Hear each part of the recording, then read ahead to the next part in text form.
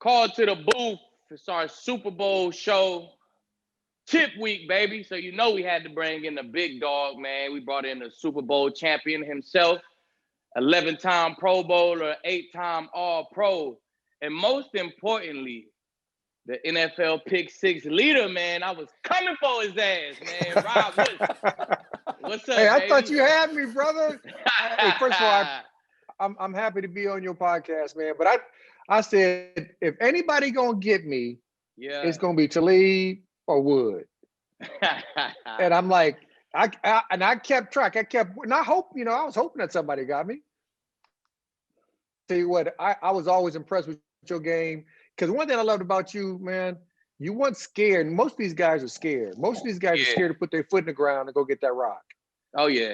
And you were not afraid to go get that rock. So man, I got much love for you. Hey, I appreciate it, Rod. I appreciate it. And you know what else? I want to thank you because I feel like I got from the time you came to our training camp that one time. You remember that? Yep. Mm-hmm. And I was lead at that point, but I think that was our first year there, right? That wasn't a Super Bowl year, right? That was the year before the Super Bowl, right? It was the year before, yes. All right, so that was my first year in Denver, right? So this before a lot of those pick sixes came, because about 5 or 6 of them came in Denver. You came to our training camp, you know what I'm saying? You were there for a while, for about a month or something with us, right? And you told me, you said every day, you know what I'm saying? Once you get to this point in your career, it come down to every day you got to get better at something. You know what I'm saying? And I took that advice. So I started doing that. I started having something as a team, a collective, no fly. All right, y'all, today, let's do this, man. Today we got to do this. And we start working on one thing at a time, a day. And I got that shit from you, Rod. So I appreciate it, man. Something I definitely put in my game. My pleasure, brother. I mean, it was talk to me from freaking Tony Dungy way back in the day when I first came in the league, and Tony was kind of my mentor because I didn't play corner when I was in college. I played safety, so right. Tony had to teach me how to play corner. So Tony gave me a lot of love, man. He gave me a lot of things that I took with me throughout my whole career, man. That's what's up. It's a pleasure to have you on the show today, Rod. Ironically, we're thinking about obviously the Super Bowl. And the last, when you won the Super Bowl, it was in Tampa. And Aqib, if you could follow up this question, now that you've removed from the NFL from playing, what goes through your mind during a week like this, or when you're watching the game? This is going to be Aqib's first week as a non-NFL player watching the Super Bowl again. Can you take him through the emotions that you go through? Because I imagine you might get hyped, you might get a little nostalgic. Take us through the emotions, please. Yeah, I get mad at players. I like, man, you can't be kidding me. You play like that. I mean, especially with the DBs. The DBs, like, they've been driving me crazy the last couple of years, like this, playing with their back to the ball, not seeing the ball being thrown, can't play with a deep ball, can't catch an interception that comes their way. I mean, so my wife is used to it because we've been together for 31 years. But, I'm talking to the TV, rewinding, like pausing it. When my kids were playing ball, I would pause it and say, see where they at? They shouldn't be there. They should be over there.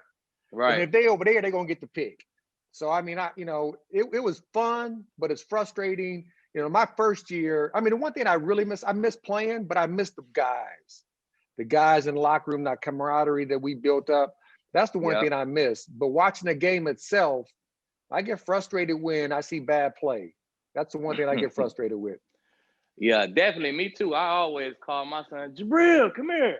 Show him a play. Look at this. Look, you see how he hit him with this? I always teach off the TV right now. But this week leading up to the chip, man, Harrison, I just find myself just trying to study it, man. I'm trying to figure out who's going to win. You know what I'm saying? So I could fan duel and shit. You know what I'm saying?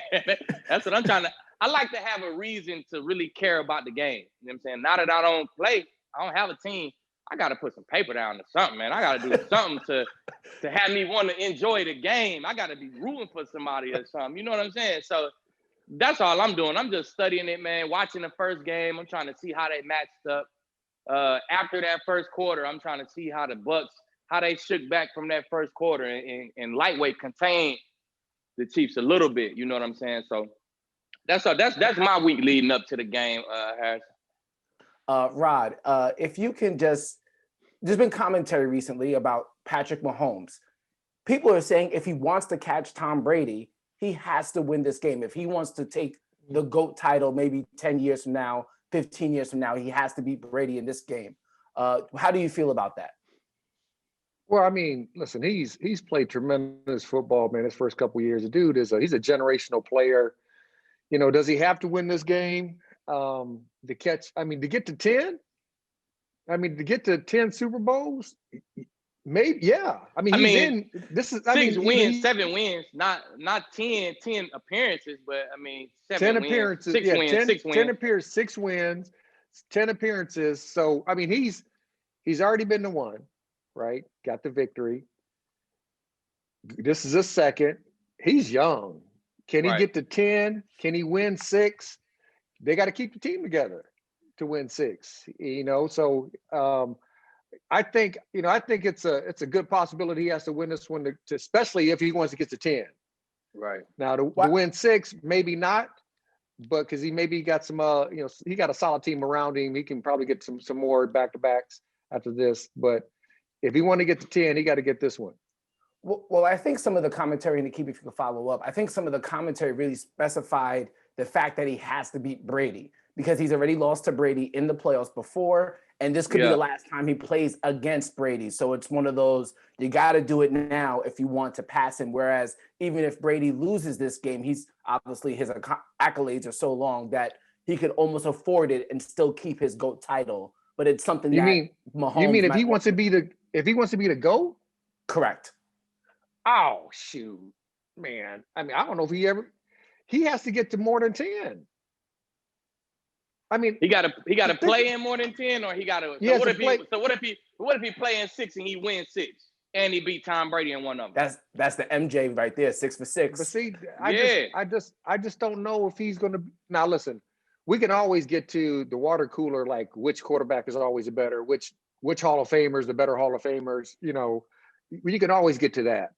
Right. But, you know, Tom did something that's different. So, you know, we always talk about, and I think, you know, Amendola said it best the other day. He said the Patriot way was really the Tom Brady way. So the way Tom came into it, and, you know, he was kind of shunned, 6th-round pick, didn't look like he was a decent quarterback in Michigan, but we didn't think he was going to be this type of quarterback when he came in the National Football League. He made it his way. Like, he had that chip on his shoulder his whole career. And then he and everybody had this argument why he was in New England. Okay, is it Bill Belichick? Is it Tom Brady? Well, I think it was mostly Tom Brady, but Bill Belichick did have his sway in it because Tom has shown going down to Tampa with all that talent, they just needed a quarterback. And then Bruce Arians being there, and then if they didn't have Tom Brady, they wouldn't be in the Super Bowl this year. They just wouldn't be. So to me, you know, it's hard to always give GOAT titles. You know, probably the only position I can give a GOAT title to is receiver, Jerry Rice. I mean, he's the best of the best of the best of the best. And Tom Brady's probably the second, because I don't think there's going to be another quarterback to go to win 6, go to 10.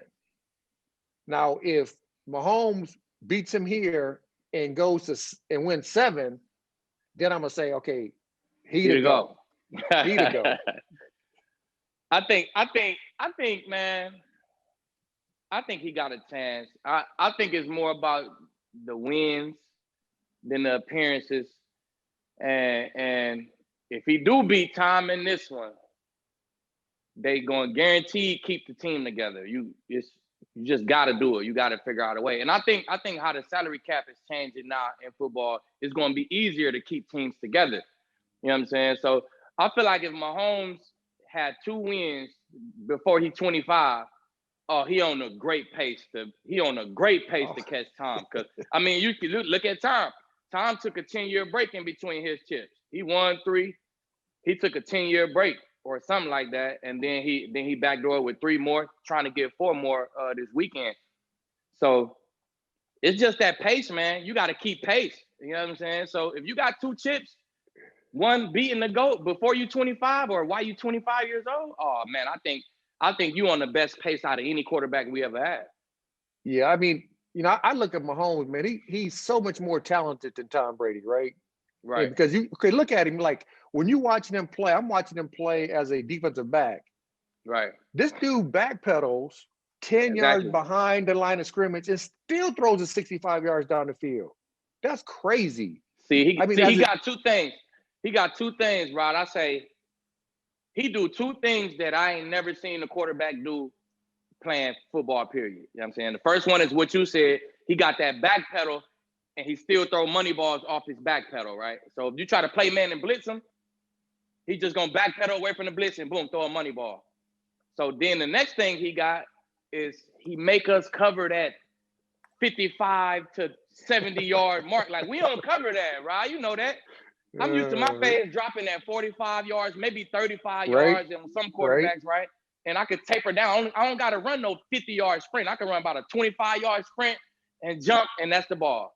But if Patrick Mahomes create that extra second and Tyreek Hill is running somewhere, you got to guard that extra 15 yards behind you. So that's crucial to me, man.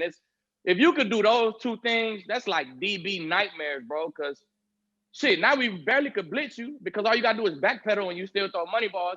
And now I got to guard a whole nother piece of the field that I never had to guard before. So I think as long as he got Tyreek Hill, man, he is dangerous. Well, I mean, you got Tyreek Hill, who is like the fastest in the league. Fast. I mean, I lined up in front of that man. I lined up in front of all these boys, Rod. He is the fastest in the league. I mean, this crazy, you know, when I was coaching with the Raiders and we had him in front, I said, hey, man, I'm going to tell you, you can keep this dude in front of you. If you play off, you need to turn early. Let him catch it in front of you to go tackling, but don't let him get behind you, because if he get behind you, it's written, this piece. And he'd be giving that piece out to you. And then secondly, hey, the only way he can run that 4-1, if you let him run 4-1. Get your hands on that dude. Right. Touch him, make him uncomfortable. But then when you do, now they got number 17. Yeah, Miko. Right? Now he can run. Miko fast too. But he can run. And then you got the best tight end in the National Football League in Kelsey. And we don't even talk about 14 Watson. We don't even talk about him anymore. You know, but they got so many weapons across the board, and they got that young running back. Man, I just don't know how they lose a game. I mean, they won 15-1 this year, and that one loss to the Raiders was kind of a blip in the radar, but I just don't know how they lose because they just score at a high rate. Right. Speaking of Sammy Watkins, as Rod, you referred to, I think he is optimistic about playing in the Super Bowl, but he has not yet confirmed that, or the team has not confirmed that he'll be playing as of yet, as of Tuesday. You guys spent a bunch of time talking about the Chiefs offense, so we might as well talk about the Tampa Bay offense as well. If you are on the other side of the ball, you're Steve Spagnuolo, you see Tom Brady, Chris Godwin, Mike Evans, Rob Gronkowski, Cameron Brate, potentially Antonio Brown. We'll start with Rod. Give me your defensive game plan to stop Tampa Bay and Tom Brady. You know, Spags has really surprised me this year, especially in the postseason, of getting a lot of pressure on opposing quarterbacks, everybody they played, especially Josh Allen. Because remember, they did it the previous year. They got to him multiple times, and they won the game. Well, I didn't think they were going to do it this year. You know, having Stephon Diggs coming over there, I didn't think they had that matchup. I didn't think it was a favorable matchup. But then when he did it, when Spags did it, and he kept blitzing him and getting after him and getting to him, and Josh is way more mobile than Tom Brady.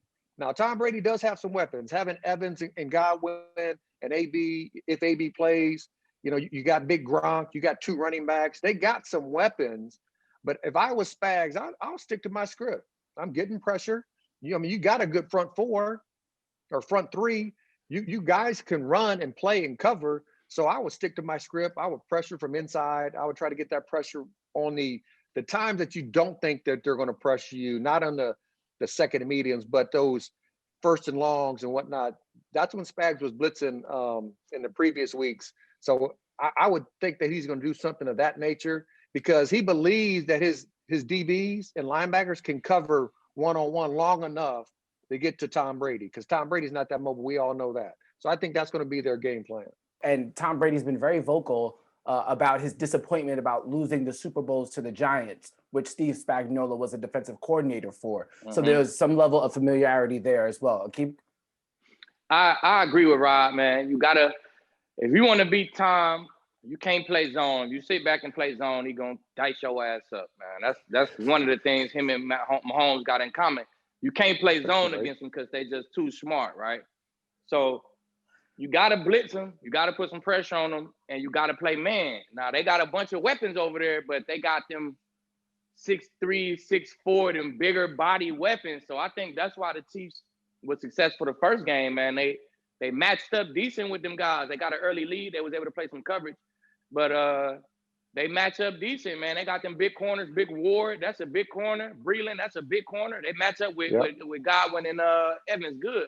And the linebackers, they match up with the backs good. I mean, they third down back is like Fournette. Like, you know what I'm saying? He's not a burner. He's not super quick. He's a bigger guy. So I think with the Bucks having them bigger skill positions, the Chiefs match up well against it. You know what I'm saying? So I don't know. That's why I keep on leaning towards these Chiefs, Rod. I don't know. Yeah, you know, but you got to remember Robinson. He's on a COVID list. So you know, Watkins, he might not play. So Robinson's on the COVID list. Along, you know, Fisher's already out, and then you got Gilgore, who's a backup center. He's on a COVID list. So a lot of, I mean, that's like when I'm thinking about it, because I'm thinking about putting a couple dollars down on the game. But I'm like, man, I want to go with the Chiefs because the Chiefs because of Patrick Mahomes and Tyreek Hill and 17 and 87. Them boys are for real. And I just don't know. And I love Andy. You know, I think Spags understand who Tom Brady is, but you know, and they do match up well. And that's a good point. That you know, the receiving core for the Bucks are bigger guys. So you know, bigger guys. I've never worried about a big receiver. Me neither. Never. I love like playing big guys. You're not leaving me. Like no, I'm gonna sit on all your routes, and you're not jumping over me neither. Go deep. Right. And you're not gonna jump over me. So that's a real good point because they are bigger DBs who match up extremely well with them. So my question would be, if AB plays, that could be the turning point because he is quick. I mean, those little small receivers like the Tyreek Hills and AB, they create separation off their own breaks. Yeah. And if he plays, he'll add a dimension to that offense, which they didn't have in the championship game, but they can have in that Super Bowl. Definitely. That's I'll say the same thing. I'll say AB he my X factor, man. If the Bucks come out here, if the Chiefs come out and play a bunch of man coverage, it's gonna have to be AB who win this matchup, or Gronk. You put it well. Nah, I'll take that back because Gronk gonna have Tyron on him. They playing man. Right. Tyron gonna have a lot of Gronk. He gonna be playing a lot of Gronk, and you know he guard the slot too though. So he'll see some AB as well. He'll be out there on AB if AB inside too. So it's one of the best matchups, man, as far as on paper that I've seen in a long time. So if it was a Super Bowl that I could actually go to and sit down and watch it, this would be the one I would actually went to and sat down and watched, man. It's gonna be a good ass game. Yeah, because you know, I'm like figuring out like who do I can argue the Chiefs can win. I can give you an argument, then I can give you an argument for why the Bucks gonna win. Exactly. And that's what's messing with me right now.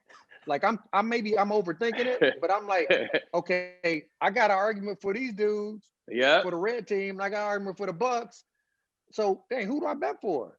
Exactly. I don't got no race. I don't got no dog in the race. Exactly. You know, who do I bet for? Boat, right? I'm in that same boat, man. I'm trying to figure it out. With that being said, we're going to go to break, and I'm going to put you guys on the clock. We will you have to make your official picks right after this commercial break. We'll be back with more Call to the Booth. Support for Call to the Booth is brought to you by MANSCAPED, who is the best in men's below-the-waist grooming. And big news from MANSCAPED, they just released their new cologne scent to help you feel good and smell good all over at all times. Now, who knew smelling good could actually feel this good, man? And MANSCAPED is trusted by over 2 million men worldwide. So don't get lost in the shuffle. Don't have bad below-the-waist hygiene. Join the movement, MANSCAPED. And that 2 million people that approve it, the men, I'm sure the women approve it as well too. It comes into a nice, great package. We've talked about on MANSCAPED before on the show with the Perfect Package 3.0. It comes with the trimmer, comes with the ball wipes. I mean, it has literally everything you need. And then you just throw in some cologne and you really have everything that you need in order to, how would you say this, Aqib? Be in playoff mode? To be just Super to be, Bowl ready? Just to be ready for the game. You know what I'm saying? You don't know what's going to happen in the game, but you want to be ready for that game, right? You know what I'm saying? You don't want the female to not feel your vibe because of your smell. You know what I'm saying? So we could check that box with Manscaped. And I'm not really a cologne type of wearer, right? So I got my pack from Manscaped. You know what I'm saying? I bust it open. I laugh at the ball wipes. All right. Listen, you know what I'm saying? I spray the cologne just to check it out. I'm like, oh, it smells cool. About like 45 minutes, you know what I'm saying? Wifey came in and, I'm like, what's up, baby? She's like, what's that? Where you been? And I'm like, what, babe, what?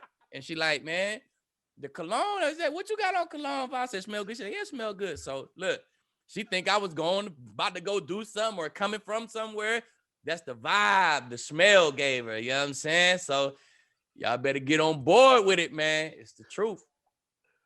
These personal stories are the best. You know what to do. Go to get your 20% off with free shipping with the code NOFLYZONE at manscaped.com. One more time again. That's 20% off with free shipping with the code NOFLYZONE at manscaped.com. Look good, smell good, feel good with Manscaped.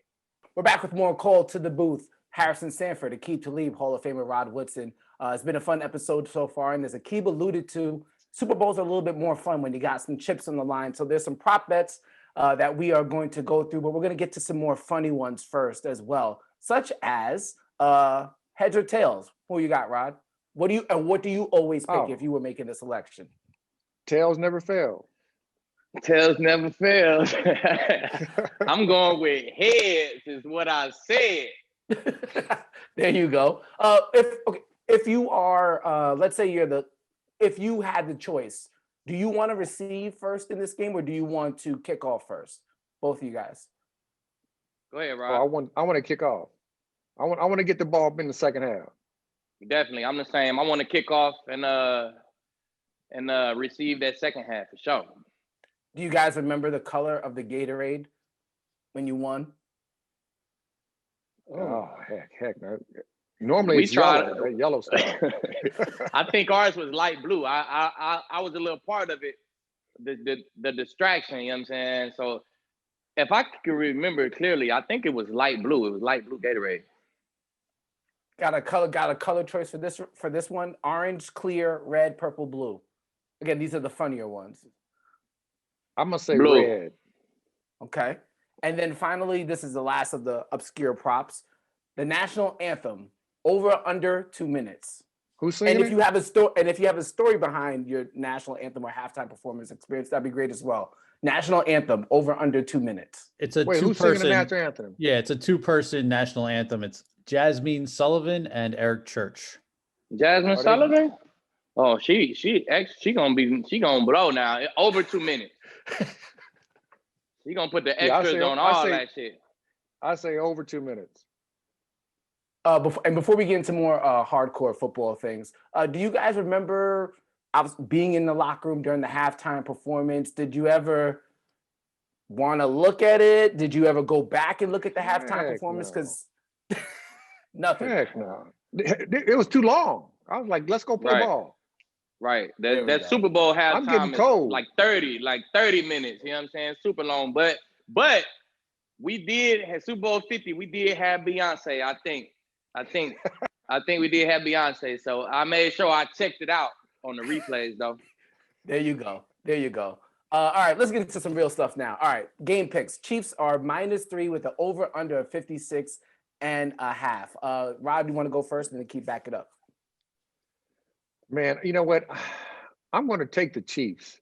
I'm going to take the Chiefs. You said they're -3, over under 56.5. Yeah, I like all that. Because I think it's going to be a high-scoring game. I think both these offenses are going to play some good football. I think they're going to be scoring some points. And we always know the Chiefs going to go on a 3-possession stretch where they score touchdowns anyway. So I like the Chiefs. Yeah, it's 56. 56.5, you said, Harrison? Mm-hmm. I'm gonna go under. I like it to be close, like a 24-21 late fourth, and then the Chiefs just dagger them with that late to 31-21. I like it to be really a close game, but the score don't look like it was a close game because it was a late dagger. You know what I'm saying? So I'm gonna go under. You know what I'm saying? Right around 52, 54, or something like that. But I'm definitely around with the Chiefs -3.5. So they got to win by 4. I'd like them to win by like 10. Okay, so Keith, that makes me feel as if you might be choosing the under on Patrick Mahomes passing yards, 325.5. 325. Yeah, he's gonna be a little bit under that. It's gonna be like 280, 290. It's gonna be close to 300 though, because the Bucs gonna stop that run. So I'm gonna go under on the passing yards for Mahomes. Rod? Yeah, that's a good one. 325.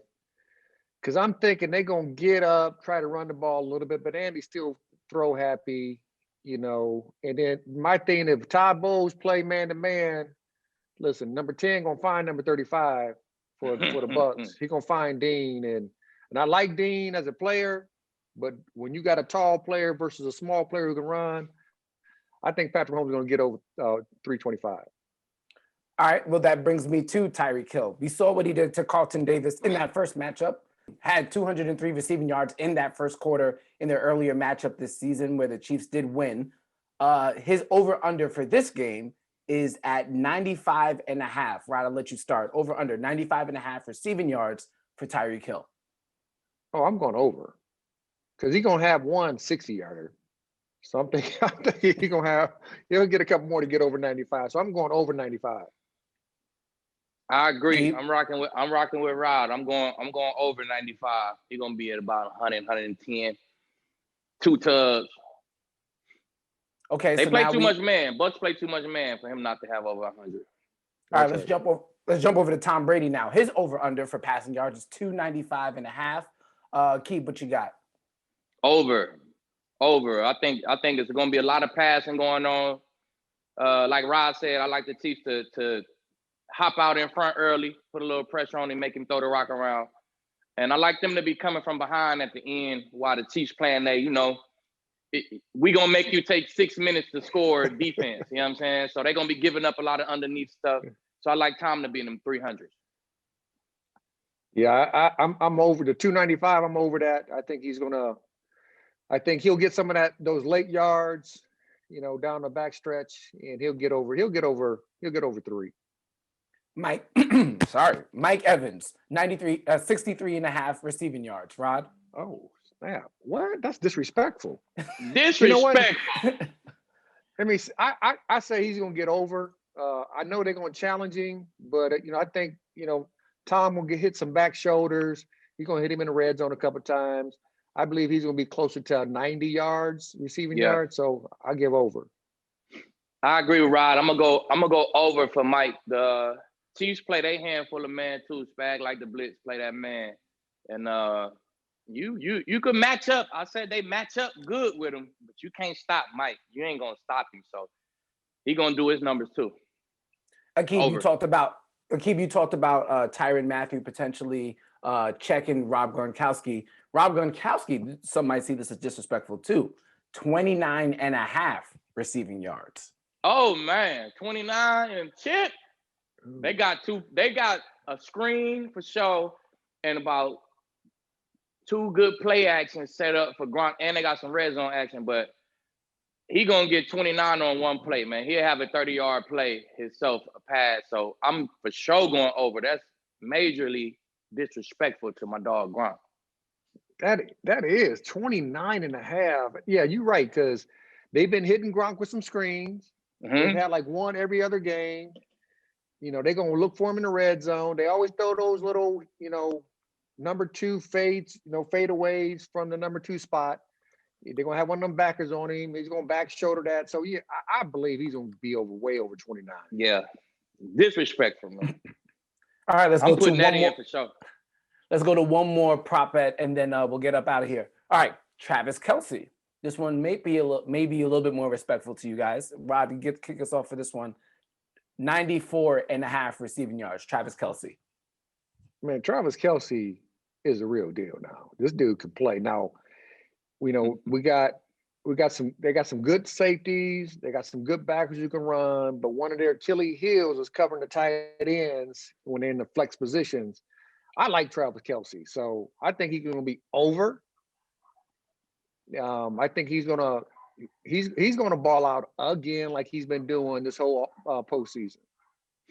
I like Kelce to go over.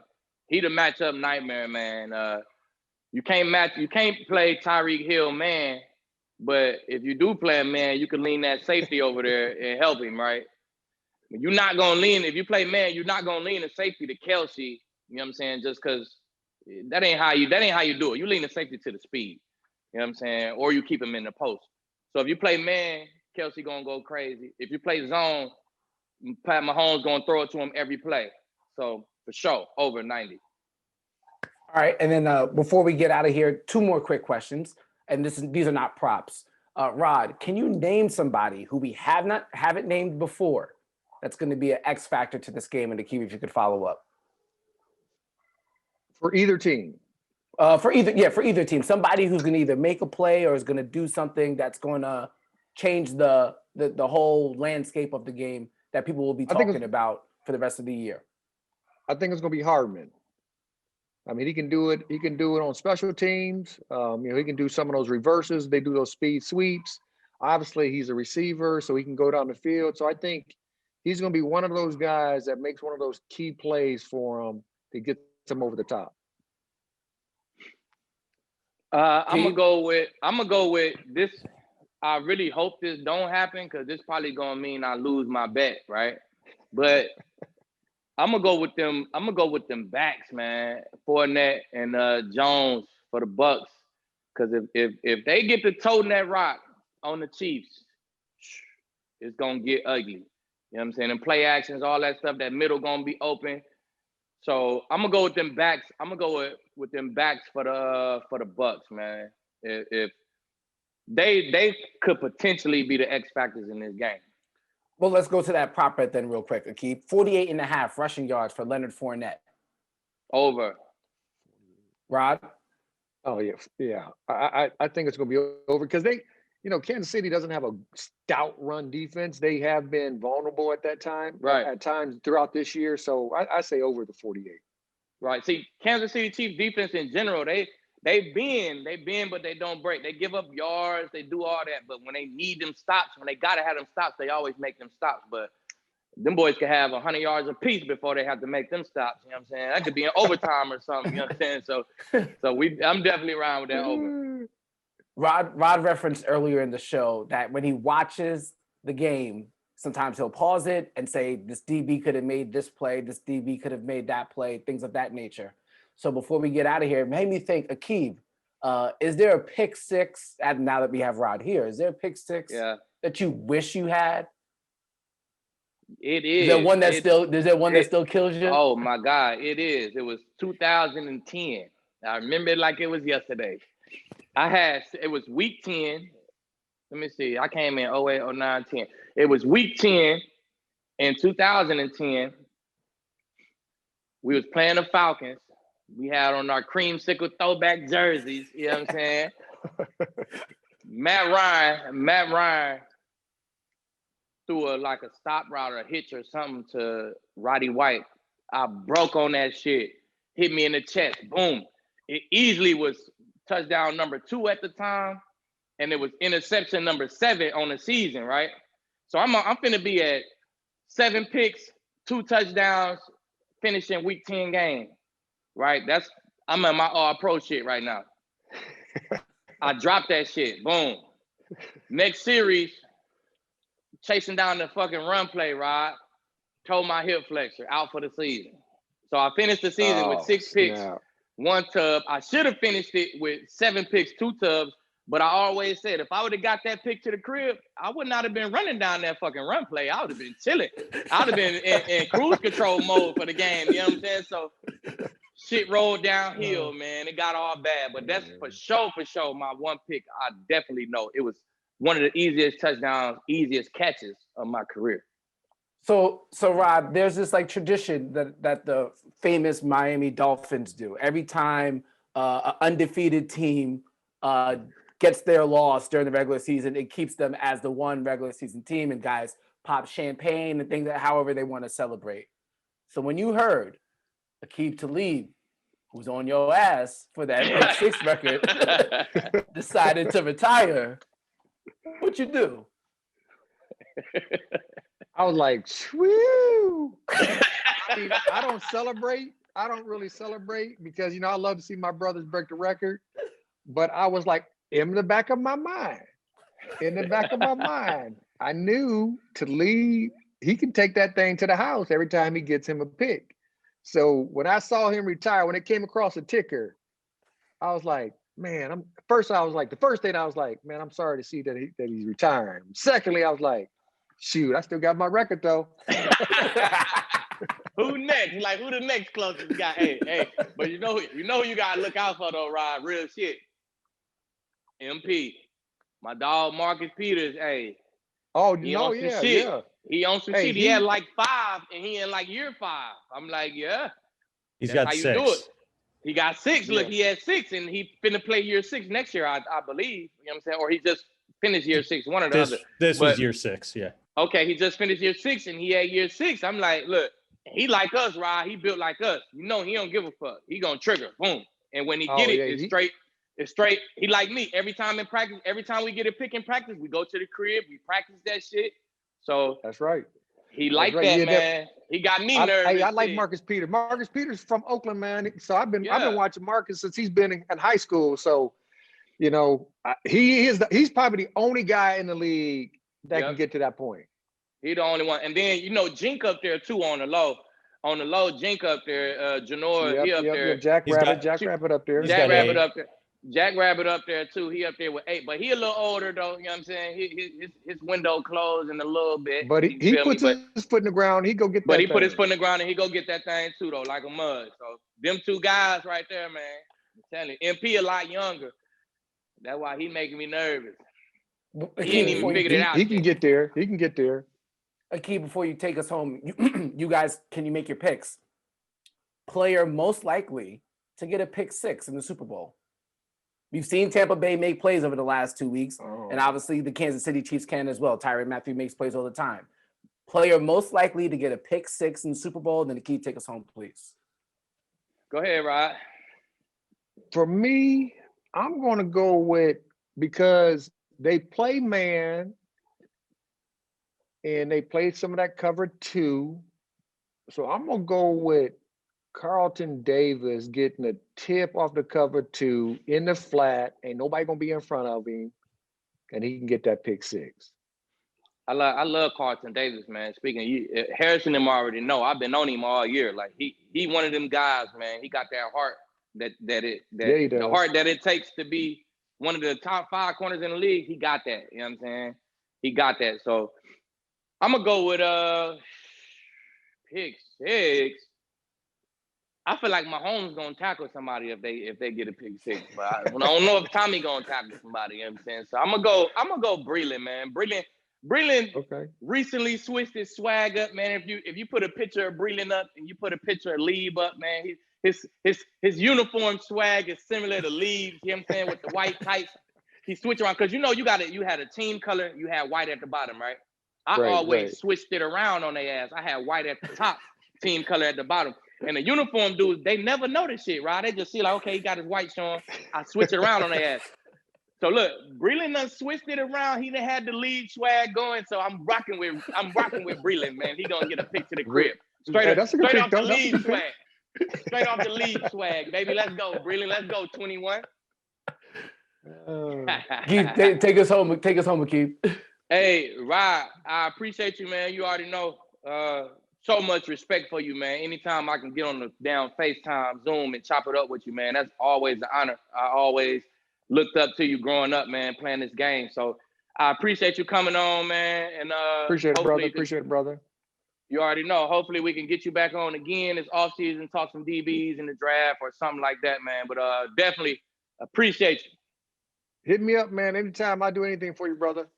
You already know. So call to the booth. That's our Super Bowl show.